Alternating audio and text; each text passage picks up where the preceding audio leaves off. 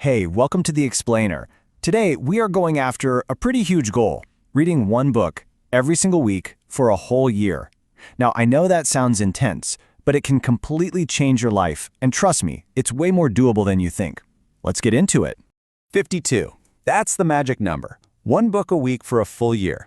And look, before you even start thinking it, no, this is not about some crazy speed reading trick, and you don't need to quit your job to have enough free time. This is all about having a smart approach that works for anybody, even if you feel like you're the slowest reader in the world. I know. Hearing 52 books a year can sound totally impossible. It feels like something only superhumans do, right? But what if I told you the things that are really holding you back have almost nothing to do with how fast your eyes move across a page? And this right here, this is the secret sauce. This isn't about just gritting your teeth and forcing a new habit. It's about a real transformation. It's about shifting your identity so that you become the kind of person who just, easily reads this much. We're going to keep coming back to this idea. All right, so before we jump into the how-to, we got to figure out the why not. You know, we all want to read more, but for a lot of us, our bookshelves are basically just fancy decorations. So let's get real about why that book is still sitting there on your nightstand untouched. So this is basically the battle for our brains in the 21st century, isn't it? On one side, you've got a book, which takes focus. And on the other, you have this non-stop fire hose of videos, news, social media, and texts. Our attention is literally the prize, and books are up against some seriously tough competition.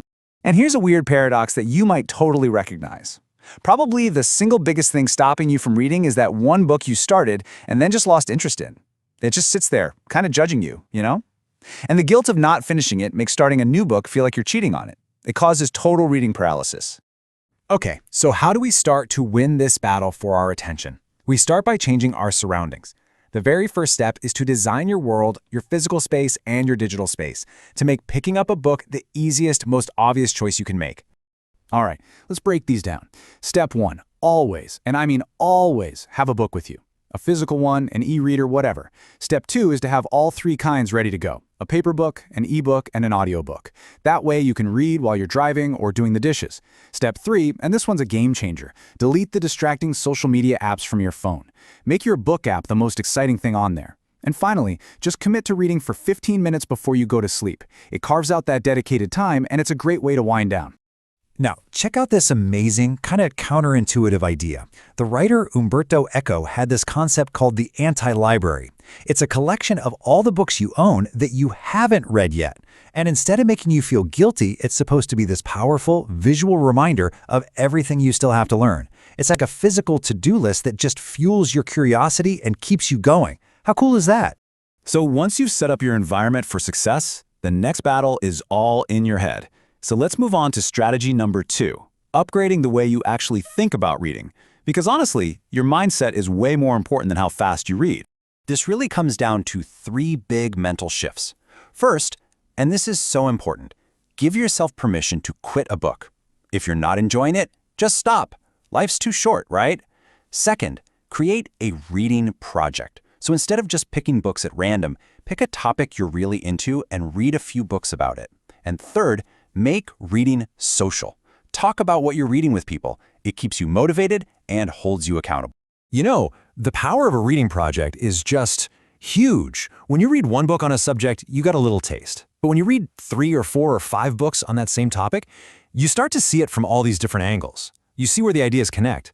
That's where the really deep, satisfying insights start to happen. Okay, we've talked about your environment, we've talked about your mindset. Now it's time for the final piece of the puzzle. This is the thing that ties it all together and makes reading not just a thing you do, but a real part of who you are. Let's be super clear about this. The problem of not reading enough, it isn't about finding the perfect note-taking app or learning how to speed read. It is not a technical problem at all. It is an identity problem. This quote just nails it. You can force yourself to do something for a little while with pure willpower. But for a habit to really stick, to become automatic and easy, it has to be powered by a change in how you see yourself. You have to start actually identifying as a reader.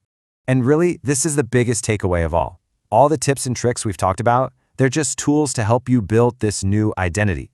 Once you start to truly believe, deep down, I am a reader, well, you're already halfway to the finish line. your actions will just naturally start to fall in line with that belief. So let's make this real. Let's make that identity happen right now. Forget about the big, scary number of 52 books for a second. Just focus on one.